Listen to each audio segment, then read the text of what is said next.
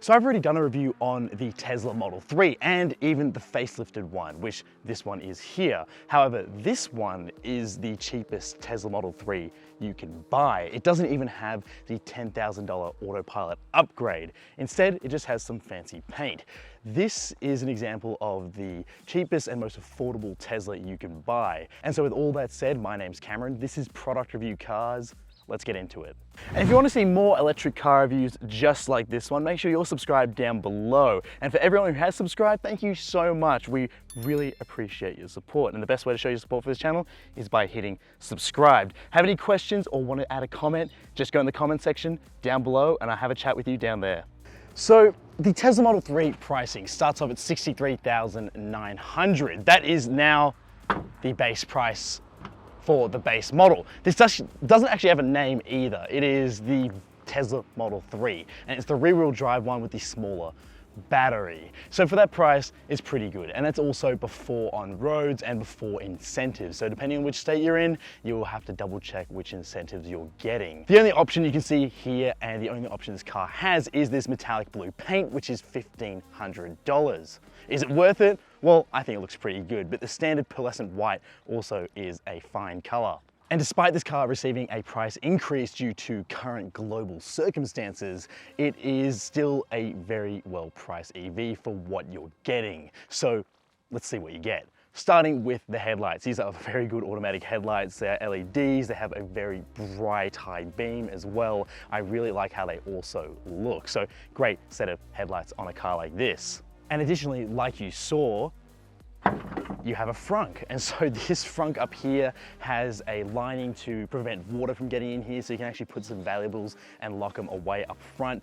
Around the side, we actually have some functional aero, which helps channel air around the bumper. And we have 18-inch wheels for the base model car. These have some aero covers on them. And I say covers because you can actually remove them and reveal a set of alloy wheels underneath. So if you've seen some base model cars with some funky looking alloy wheels and they still have the Tesla branding on them, that's what they are. They're also wrapped in some Michelin Pilot Sport 4 tires.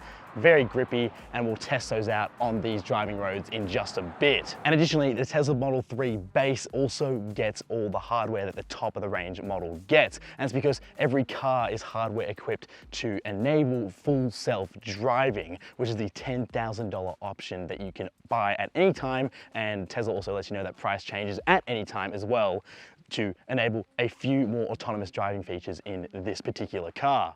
And around the back of the Tesla Model 3 is one of the best examples of minimalism in the car space, because there's not even a single model designation back here apart from the Tesla logo.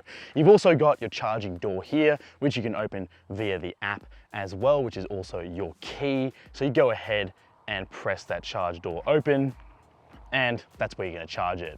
And despite this looking like a hatchback, it's actually a sedan in terms of how its boot opens. You've got this giant glass roof, and that doesn't actually open at all. There's no seams, and so that means your seams are back here, which is going to reveal your automatic tailgate, which was an upgrade for the facelifted version of the Model 3. You've got some additional guttering that was brought in on the facelifted version of the Model 3 to prevent any water falling from the glass roof into your boot space. Talking about boot space, it's 649 litres total combined with the front and rear boot.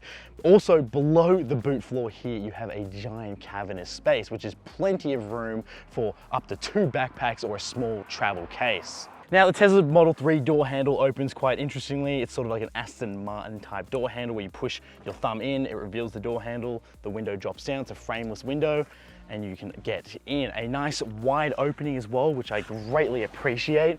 And then once you're in here, there isn't really much to talk about. It's a very minimalist setup. The steering wheel feels nice and premium. It's a good size in the hand. There's these 2 buttons on that. Your shifter columns on the right for your cruise control and all your autopilot functions. You have your indicator stalk and headlight, and also your wiper stalk for being able to clean your windshield quickly on the left. There's some wood grain type trim, and you have a nice flat dashboard. There's also some speakers splashed around here as well. And what I can say is that these speakers are some of the best I've tested over this year at this price point. You've also got 2 wireless charging pads, which are nice and felt lined as well, very, very premium, and I love this experience, being able to throw your phone into a sort of cradle and just let it rest there and charge. So much more intuitive than having to plug your phone in. But if you don't have wireless charging, then yeah, it's just a place to rest your phone. There's plenty of storage as well, nice and deep through the center console here, below those charging pads. You have some cup holders, which to me are a little bit too small. They're good for like coffee cups and maybe some small bottles, but for bigger coffee cups and also for bigger bottles like this, they don't really work. So that's the one thing that I don't really love about these cup holders. I also love the Alcantara type material on the doors. I love how the stitching looks in here, and the fact there's no visible air vents. There's just a slit that runs across the dash, and you control that through the center screen. These seats are very cushioned, both front and rear. They're so comfortable to sit in. Although over longer trips, my hips like to be aligned with my spine, otherwise I get a bit of sore lower back. This doesn't really have that support there. But obviously the Tesla Model 3 is all about this center screen. First of all, the looks. Second of all, the screen.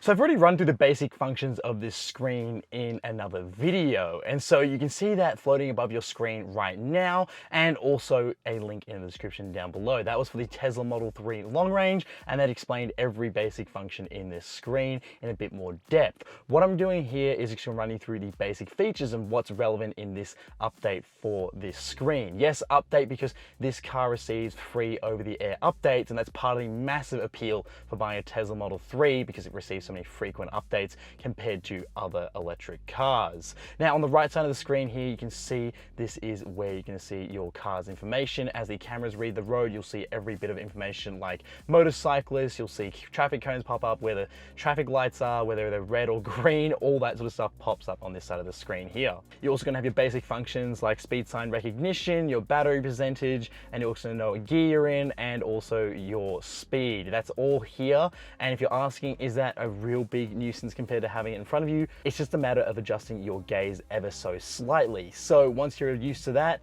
you really don't have a problem with it. I can tell you that from experience. On the left side of the screen, you're gonna have your maps up by default, which is all Google Maps, which is pretty good. And then also when you go to navigate, it will also send you through to charges if it knows that your charge won't make it the entire way, which is pretty good using the Tesla supercharger network. And then here you can see this little toolbar. This is actually what is ever relevant that is up here at the moment. So this is currently using Spotify as the little toolbar here for some music, which is pretty good. And yes, it does have Spotify, which is pretty impressive. And you've also got your actual little toolbar down below by hitting this little 3 dots down here. You have everything from radio to your Bluetooth, again, Spotify, you have the toy box, you have arcade, and you have theater mode. You've also got messages, calendar, your energy consumption, which you can use while you're on the trip to see what your live energy consumption is during that trip and what your estimated percentage will be at the end of your navigated trip, or you can just see what you're on currently. And then you can also see your dash camera, you can do car karaoke, and then you've also got some other apps like TuneIn and Tidal, which is very interesting. There's actually no Apple CarPlay or Android Auto for this car. Make a note of that if that is a massive deal for you, because it is a little bit annoying at times, but it's not the worst thing. It's only annoying if you use apps like Waze, or you want to use Apple Maps, for example. Those won't pop up here. You have to use the inbuilt navigation. And then like your phone, your most recent apps will pop up at the bottom, which is pretty cool. And you've even got some quick buttons down here, say for your cameras, which is very useful, and also stuff for like your phone as well. I found the connection between the phone and the screen is seamless, so I never have an issue with it. And I really enjoy using this infotainment system. It's one of the best, if not the best infotainment system in the automotive industry. Response time is excellent. It's a very high refresh rate, great contrast. Also is very active like an iPad in terms of adjusting from dark mode to light mode and in brightness. It's a fantastic display. What you're seeing here is all your quick controls for everything that you might need in your car. So everything from adjusting your mirrors to adjusting your steering wheel, everything like that is through the center screen here. The automatic wipers, automatic headlights work seamlessly, so I never have to jump in here and adjust them. Sometimes the automatic wipers don't catch that mist soon enough, so I will hit the quick 3 little dots here to quickly get a quick wipe. Other than that, it's pretty good at being able to automatically detect what's going on in the car and adjust the car accordingly. And so if it's annoying to adjust mirrors and the steering wheel through the screen, yes, I will agree with you, it is. But once you do it, the car recognizes that's on your profile, you hit save, and you never have to adjust it again unless you are going to park, for example. When you use your mirrors, that's where you would adjust them, but your mirrors do dip when you reverse. So overall, this screen is very, very useful, and it's, like I said, a absolute marvel in the automotive industry to have something that's as intuitive as a consumer piece of electronics in a car without feeling like it's something from the past. So great job, Tesla. It's still really good in the base model here. Rear seats, they are pretty decent back here. There's plenty of space and also a lot of comfort to be had here. If you sit back here as someone who's 5'11", you'll notice that your feet don't really go under the seats in front of you, and you do have a little bit of a lack of knee room, which I find slightly annoying. It doesn't mean it's the end of the world, but it is something to consider if you are someone who's a bit taller. If you're over 6'2" back here, I think you'll have a bit of a bad time in terms of feeling super comfortable for a long trip, especially with the headroom and this glass roof back here. It's just a little bit close if you've got a taller torso. For someone like me, I can sit comfortably back here for a longer road trip, but I might just have to ask nicely for the front passengers to push their seats forward just a little bit. There's some air vents back here, there's 2 USB-C ports, and there's also a nice hangover in the rear center console as well, because it means that if you're a middle passenger, you can put your feet under there comfortably and, you know, share the rear seat room with other people just fine. So in 3, 2, 1.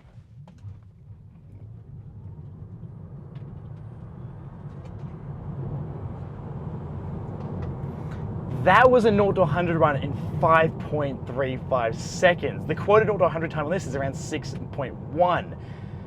It is incredibly easy to get a good 0 to 100 time on this car. So is this the enthusiast choice in the Model 3 lineup? That's what I was curious about. I was going, well, it's rear wheel drive, it's a little bit lighter, the front wheels are only driving, this has Michelin Pilot Sport 4 tires. This should be a good driving experience. And you know what, for the most part, it is. The steering feel is, yes, a little bit, you know, vague, it's a little bit numb, but you definitely know where your wheels are. In terms of steering feel, yeah, it's pretty direct. It does feel like a little bit video gamey, I would say. And maybe that's because the batteries are nice and low below us. And that means we get a nice low center of gravity, and it just helps this car turn in and, you know, carve through corners a lot more smoothly compared to a car with its weight more higher up.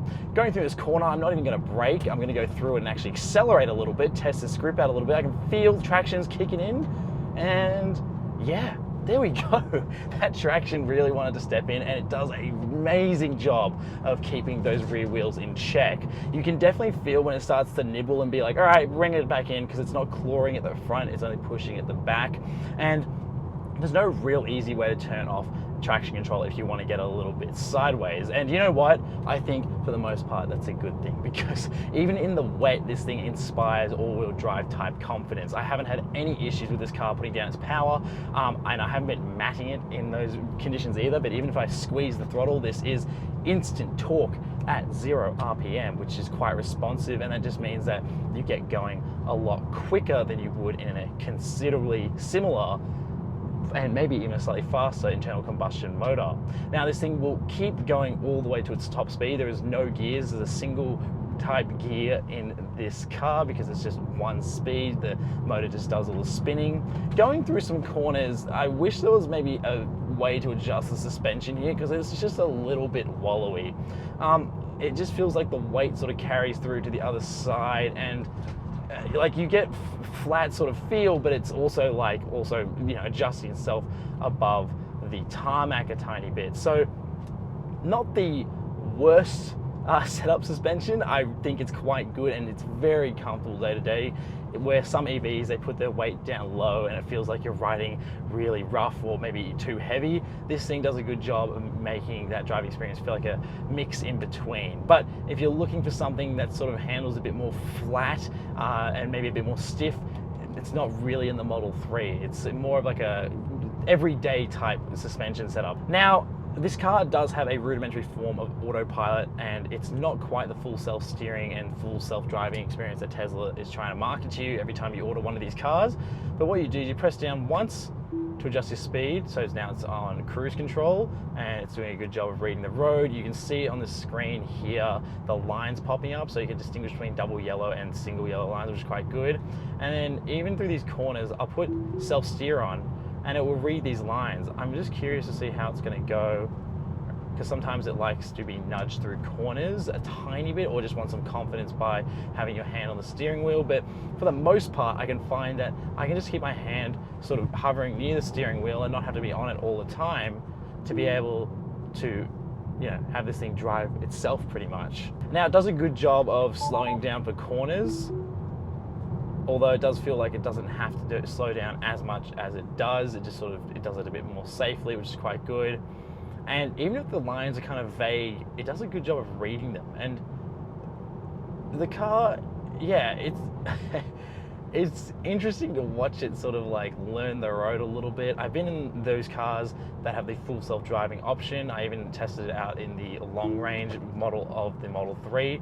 And it's quite good, but it's not worlds different from what you're experiencing when you double tap down on the column shifter like this to activate this self-steer. It's just pretty much a few more tweaks here and there to make it a little bit better. But I would say you don't have to buy that full self-driving option if you don't want to. Okay, so we're here at the supercharger here at Mildura Park in the ACT. And this one's quite a good one because this one services pretty much all of Canberra. The advantage of using the supercharging network, which is why I'm a huge fan of Tesla still, is because it actually limits you to how much you can charge. So you can charge 100%, sure, but it won't let you just sit on the charger once you're at 100%. It will start finding you.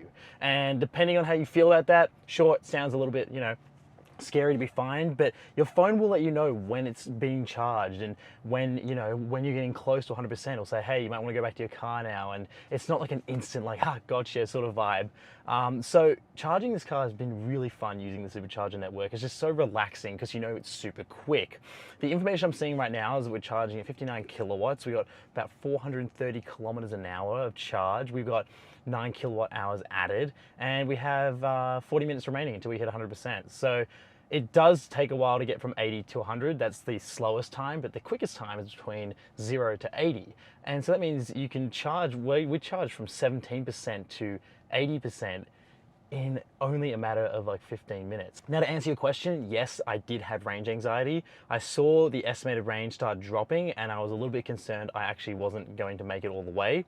But then I was sort of reassured by the car saying, no, you'll hit Canberra around 15 to 18%, around there. And it was true, I hit it at that same time, but it obviously depends on your driving. It was a nice long highway. If we had hit a lot of traffic, for example, or we'd hit, you know, some twisting roads and I decided to have a lead foot, for example, it would have been maybe a little bit different, but I don't think it would have been at a point where we would have been at no charge being able to get to our destination. The car does a good job of knowing which charges are where and sending you along that route to make sure you're constantly at a point where you've got enough charge to get where you need to go. So that is a big advantage by using Tesla's inbuilt navigation system, which is also very easy and intuitive to use. So should you buy, leave, or consider the Tesla Model 3? Well, in this segment, it is the benchmark. That's just still the fact. Even in this base model, guys, even with the least amount of range compared to the other Tesla Model 3s, it is still one of the best EVs you can consider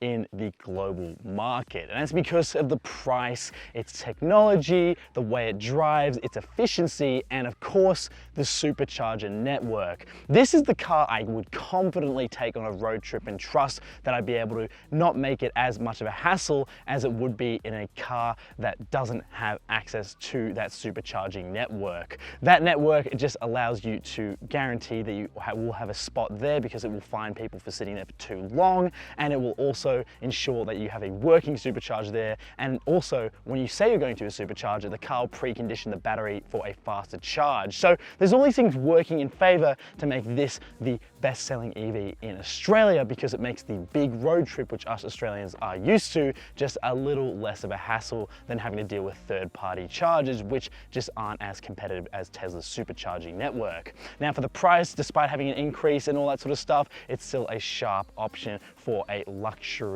sort of orientated little sedan like this one. And I say little, it's still got a ton of space. It's well thought out and engineered. The only car that sort of comes similar to that sort of stuff is the Ioniq 5, the EV6, and even the Volvo XC40 Recharge. Those are quite well thought out cars, but this one is still the benchmark against those cars. If you ask me what money I would put down against an EV in this sub $70,000 category, it would be the Model 3 by default, then Ioniq 5. That's where it's standing at the moment, just because of the small ways that this car makes living with it just a little bit easier. And so with all that said, my name's Cameron. This is Product Review Cars. Make sure you subscribe to show your support for the channel and see more EV reviews just like this one. And stay tuned because we do have the performance model of the Model 3 coming to this channel very shortly. So if you want to stick around for that review, make sure you hit subscribe and hit that notification bell.